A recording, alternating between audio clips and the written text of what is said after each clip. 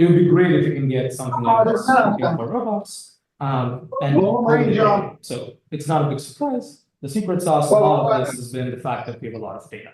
Machine models were trained on large amounts of diverse data from different tasks. They learn to understand, identify some sort of patterns underlying these tasks, and then things start working. We call these class of neural networks foundation models these days. This refers to models that are trained on broad data sets, usually with unsupervised, self-supervised learning approaches, and they have really good generalization and adaptation capabilities. In particular, I'm going to call these internet foundation models, because they're typically trained with passive data taken from the internet and not collected in the active way. So I believe that a similar consolidation and consolidation both of objectives and models will play a transformational role in data-driven robotics. And while scale alone may not be sufficient, as we will debate later in the day, it's still important to take this data-centric perspective and think about scale. At the core of building these large internet foundation models has been this notion of collecting a large amounts of data. Unfortunately, that's the crossroads with what we consider as a fundamental challenge in data-driven robotics. Collecting data is expensive and hard. So in my work, I've mostly focused on enabling these data-driven robotics approaches by leveraging existing sources of data that we already have lying around. These could be across different environments, across different tasks. And while all of this data looks quite different, I've shown that by defining the right objective and the architectures, you can use them to learn these useful representations that transfer across robots. And finally, to go beyond what understanding can be captured by robot data itself, we've explored how we can use existing foundation models of language and vision, which have shown phenomenal reasoning and planning capabilities in conjunction with these robot models. So on the path to building these sort of open world robots, I've looked at what it means to have foundation models for robots, where we can use all of these models to do interesting tasks, and then how we can augment these models with models of vision and language, so which we call internet foundation models, to solve more long horizon tasks. Most people in this workshop have talked about the second element, so just because I'm going to focus on the first one instead, and hopefully we'll see that there's a lot of interesting connections between the first and the second, and the discussions we keep going. For the most part, we'll use the visual navigation subproblem to instantiate some of these challenges and design the model. Navigation is particularly well suited because we have a lot of interesting data already existing across different robots, and hopefully we can start studying this problem right away without collecting more data. Towards the end, hopefully we'll have enough time to discuss how some of these ideas apply to problems beyond just the navigation problem, including manipulation and modal manipulation. So before I go any further, I want to take this moment to define what I mean by a robot foundation. It's a fairly overloaded phrase, especially if you use Twitter or X. So I'll try to be very complete in my version for the rest of the talk. Now, I want to define a robot foundation model as something that once trained, and hopefully it's being trained with little to no external supervision, it can be deployed completely zero shot to new robots with different sensors in completely different environments, and it can be adapted to a downstream task of choice, which could mean different objectives, different ways of specifying the goal, different kinds of behaviors that you want the robot to exhibit, and so on. And ideally, this would also be something that is fully open source, that people can download, put it on their robots, and start deploying. The key thesis for training a robot foundation model in this talk is going to be this notion that we can train effective control policies across different robot environments. So going beyond the current paradigm where we have small data sets for individual robots that people have lying around, and you train individual end-to-end neural network policies for each of these robots, we want to leverage the shared structure across all of the data, across all of the robots, and train this giant neural network, which we call a robot foundation model, across these data sets and across these tasks. I'll go into the details of what this model actually looks like, but first I want to motivate why it might be a good idea to think about cross-embodiment. I want to show you a few examples of why it might be a good idea. By training from cross-embodiment data, you were able to achieve some sort of a robustness to physical degradation in the robot's dynamics. For instance, let's say in some experiments, we have this piece of wood that got lodged in the tire. This damage affects the dynamics of the robot quite significantly, but we find that our learned policy is actually robust to some of these changes and interprets it as maybe a new test robot that has slightly different dynamics. And despite the damage, we saw this task successfully. We also see some interesting resilience on the perception side, shown here where the robot's camera is mounted at 3 different viewpoints. Now, it seems fairly small, but anytime you try training end-to-end control policies with a fixed camera, even a small change in the viewpoint tends to completely break the policies. But we find that if you give it the same task and initialize in the same place, despite these three different, let's say, viewpoints, the model is completely fine and ends up reaching the goal successfully in each case. And this is much more apparent when we try to deploy this policy on a completely new robot. In this case, this is a drone, and the policy was never trained on any aerial data. It's only trained on ground data. And drone, even though it's rather flat in this environment, if you look at the observations, it's quite a bit different. It has a lot of shake, a lot of vibration and yaw. But still, the policy kind of just assumes this is a slightly different ground robot driving at a certain height and reaches the goal. So let's talk about what this model might actually look like. To train a single robot model across these different robots, we need to make some architectural decisions that support heterogeneity across all of these robots. And these are all robots that are present in the training data for the models that I'm talking about. So these robots might have very, very different capabilities. For instance, your legged robots versus even all the wheeled robots, actually, some can go over the complex terrain, some can go only over a smooth terrain, or they might have completely different action spaces in terms of maybe rotor velocities, joint angles, and so on. And ideally, whatever model we come up with, we would want it to be scalable in a way that as we collect more and more data, we can fit larger and larger models to it, but still run it on board on the edge. So let's say we have a typical goal condition policy where you have an observation as an input, some notion of a goal as an input, and you want to predict a value function and action. So very, very roughly, I'm trying to not go into too many details here, but very roughly, let's say the targets that you want your network to predict are some notion of an action, which is a policy, and some notion of distances, which could be a value function. We notice how if you somehow are careful with how you predict your value function, you can be agnostic to scale, but your actions inherently are robot dependent.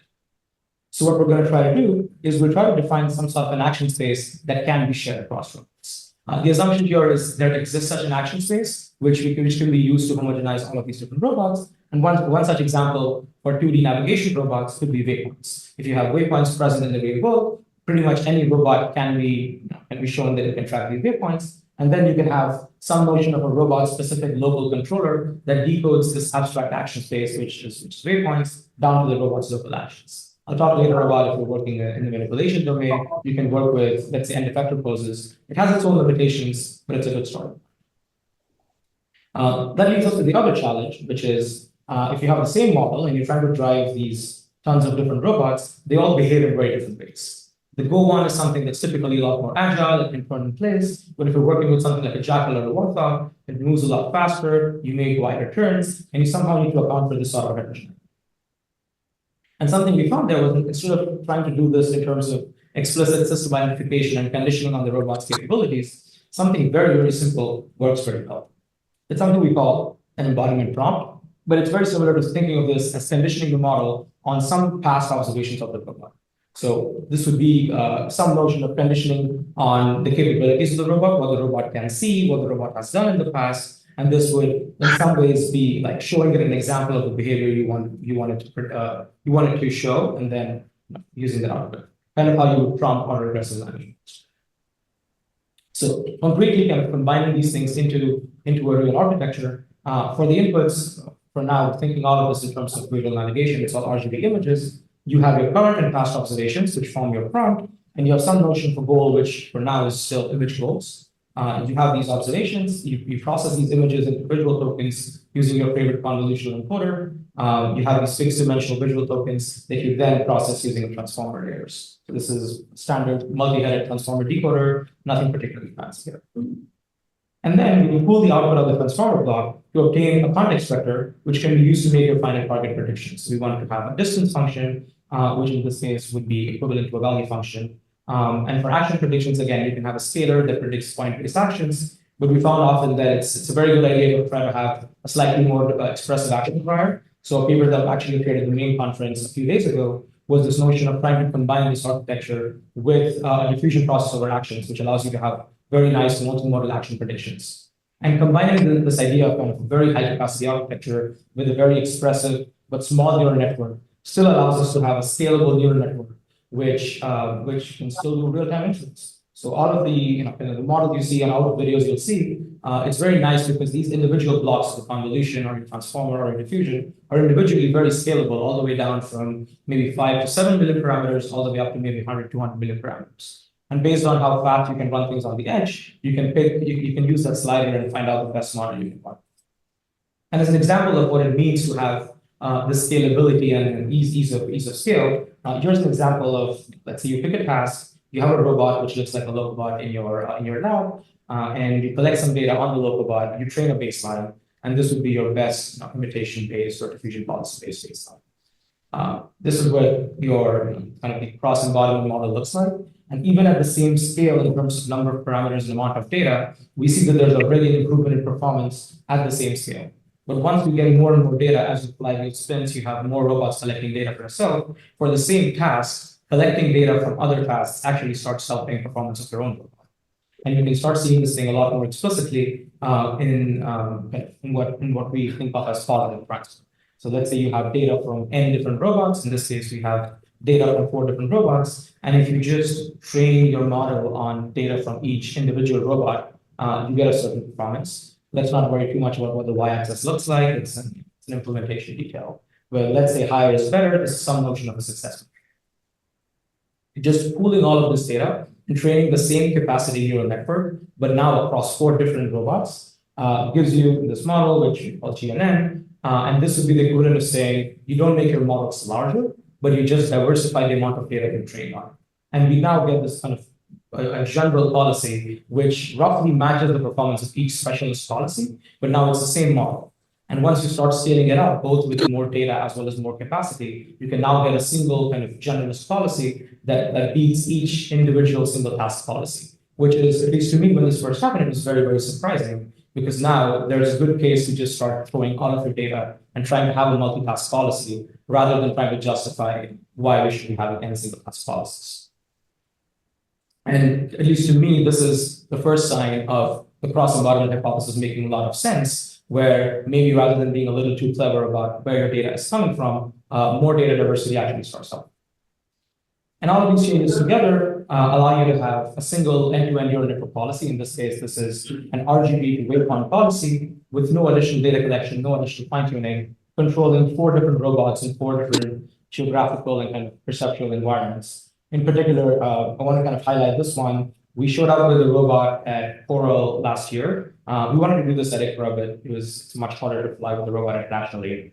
So we showed up with the robot at Coral. Actually, no, we didn't show up with the robot. We showed up with the GPU at Coral. We went to Georgia Tech. We tried to steal their robots because we wanted to make a point that we can do this in any new robot. We strapped the GPU on the robot. And then we had 3 days of exhibitions and demoing the robot where people would just come.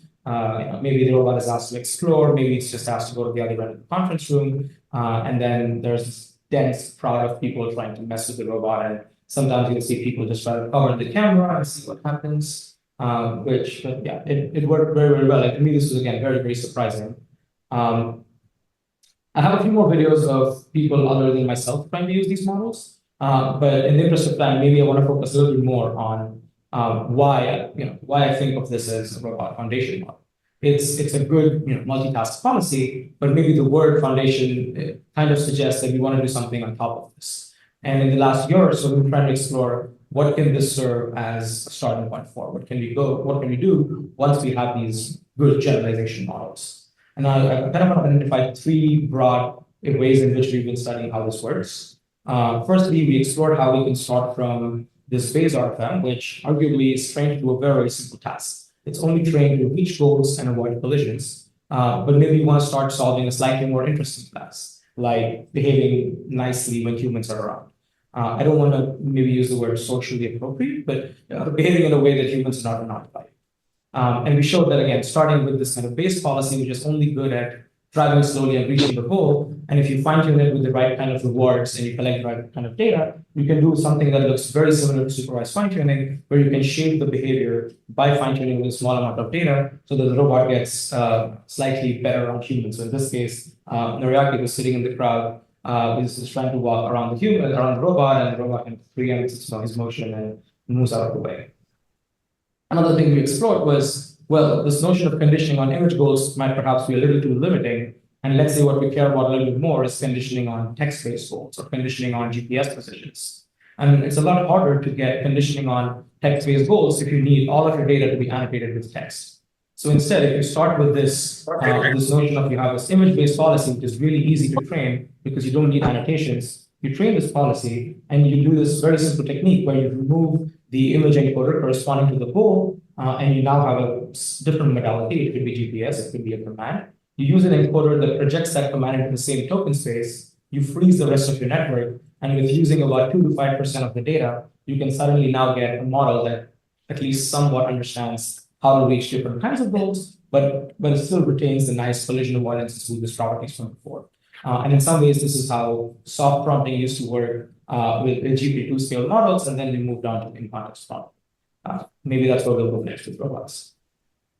And lastly, we found that this notion of training RFMs leads to inherently better visual representations. So maybe you don't really care about using an entire model or entire policy, but you just want a CNN or a VIP, which has good features. And we found that if you just study the quality of visual representations learned by the convolutional network in this model, it actually outperforms for certain tasks. It outperforms training from scratch, and surprisingly, but training models that are specifically trained on self-supervised approaches of just visual predictions. But rather than that, if you have this kind of control-based supervision that forces you to learn better visual representations.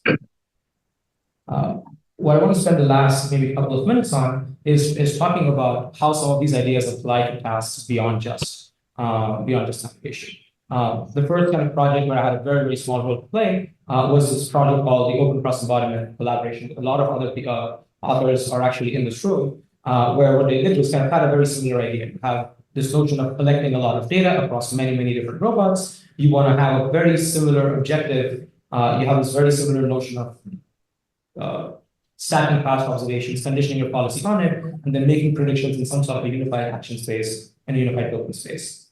And again, with some of the same assumptions, we saw about a year ago that you get this notion of positive transfer. We're adding data from very, very different robots. Now in this manipulation context where you have 6 in-effect predictions, you start seeing that adding data from other robots and other embodiments actually starts improving performance of our own embodiment, which is really cool.